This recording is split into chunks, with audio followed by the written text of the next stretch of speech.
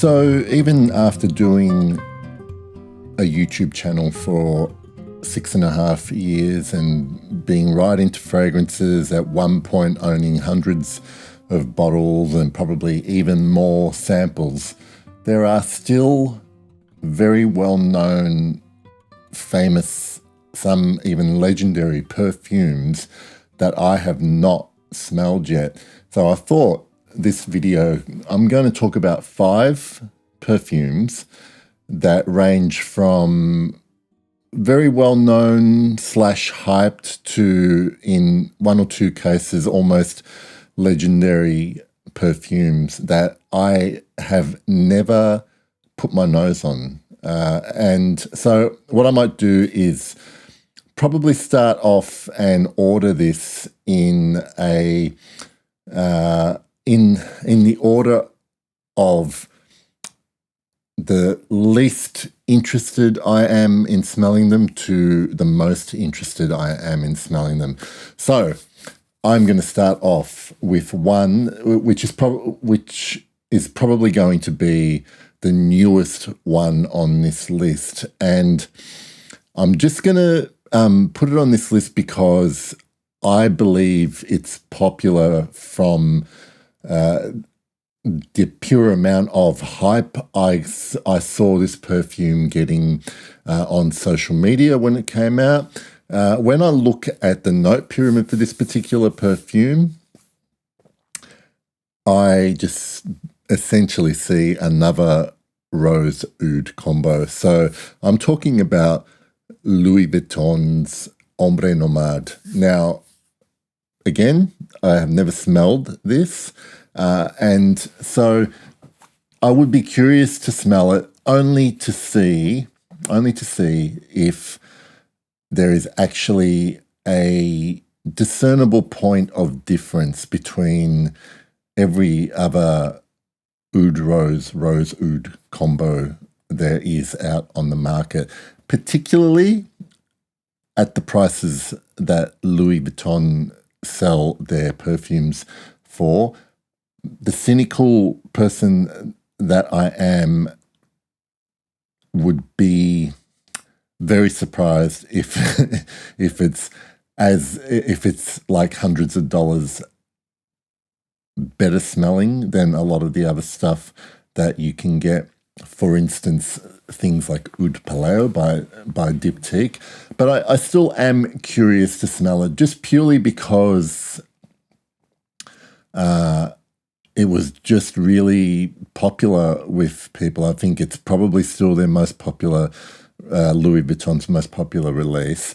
And, I'm not going to write it off because I've never smelled it, but the fact that it appears to be just another one in the drop, another oud rose drop in the ocean, just basically makes me the least enthusiastic of this list to smell. But let me know in the comments about any of these perfumes and why you think I should smell them.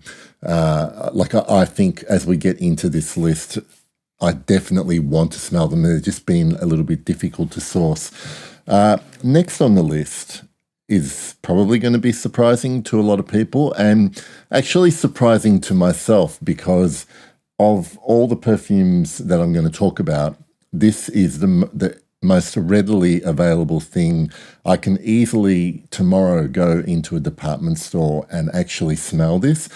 I don't know why every time I've been at a Chanel counter, I've neglected to even put the sprayer of Allure Homme Eau Extrême up to my nose. I know it's very, very popular. I know a lot of people, particularly men, really enjoy this perfume.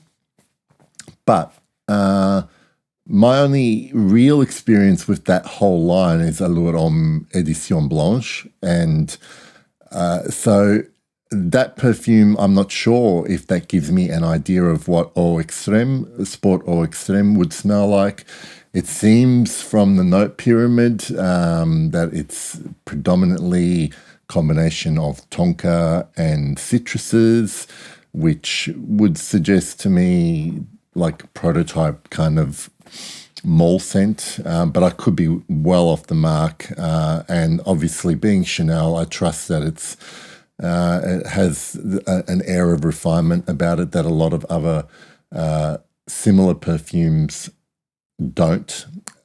But yeah, I've just never had any interest in fully testing Allure Homme or Extrême. I've smelled Bleu de Chanel, Allure Homme Edition Blanche, all the other masculine Chanels, just that one there. And I know it's very, very popular. Maybe I'm just kind of a bit averse to trying anything with sport in the name, but I should get over myself.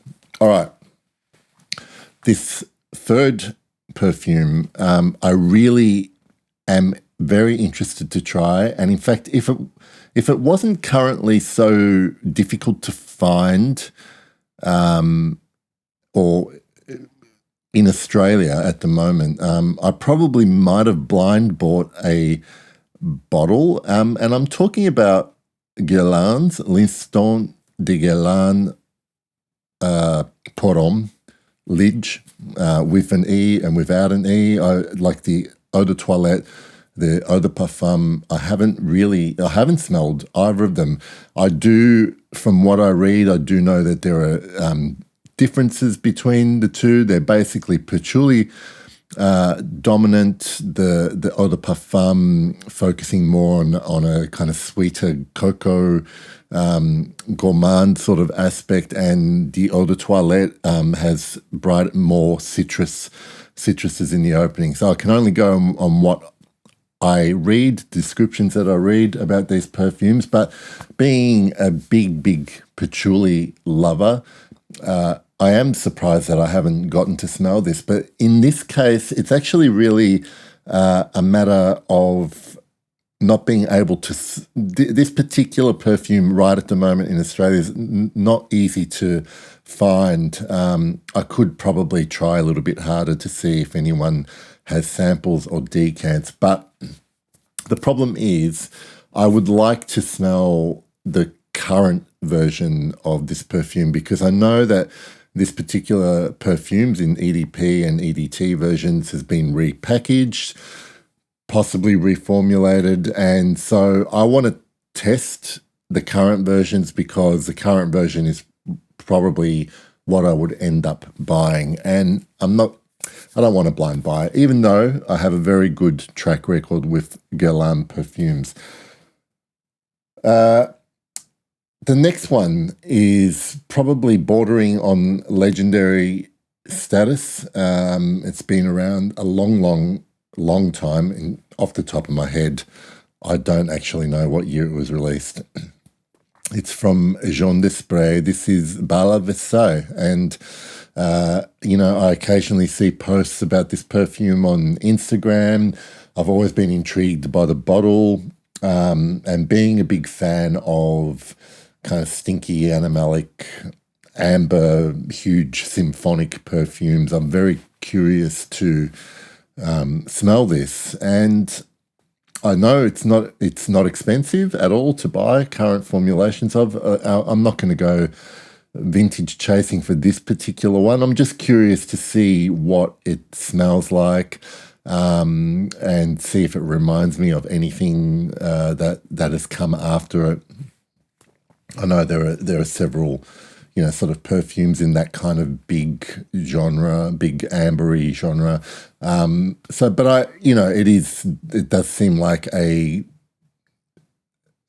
one of, when you talk about in music, you have standards. Like it seems like Jean Desprez Bal à Versailles would be like a kind of bit of a landmark perfume that I have never smelled. Finally, the one that I'm most interested to smell of the five that I'm mentioning here, well, technically six if you count the Lidge variations. This one is from Guerlain as well, and Guerlain is the most represented brand in my whole perfume wardrobe, but there are still perfumes from this house that I have not tried. The one that I'm really curious about, for a couple of reasons. A, it's Guerlain. B, it's very popular, very famous, been around for years, like a lot of their amazing classics. And most importantly, when I look at the note pyramid for this particular perfume, I find it just impossible to imagine what this would actually smell like. And I'm talking about Vol de Nuit, okay? And again, like a lot of Guerlains that have been around for years and years, this has been repackaged, presumably come in different concentrations. I think the most recent version that Guerlain put out, part of the Les Légendaires line, where they put it into those. I'll put a picture up of it on screen and you'll know what I'm talking about. That current version. So I'm very, very curious to smell any version of Vol de Nuit just to see whether I would like it, and mainly just to actually know what it smells like, because the whole story behind this perfume, or the whole inspiration behind the perfume, the notes in it really, really intrigue me. And you know, sometimes you hear about a perfume or you read about a perfume, and without smelling it, you kind of almost get a sense that you would just like it for no particular reason, or you're psychically connected to a perfume. That's how I feel about Vol de Nuit.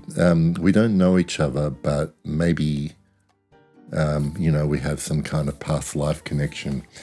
They're the 5 famous to well-known to legendary perfumes that I have never put my nose on. I could try harder to smell Ombre Nomade and Allure Homme Sport au Extrême, such a long name. But yeah, so obviously I need 2 things from you. I need you to tell me why I should or shouldn't bother smelling any of these perfumes, and tell me about like very famous perfumes that you still haven't smelled. Other than that, I hope you're having a good day, evening, night, morning, and I'll see you for the next video. See you later.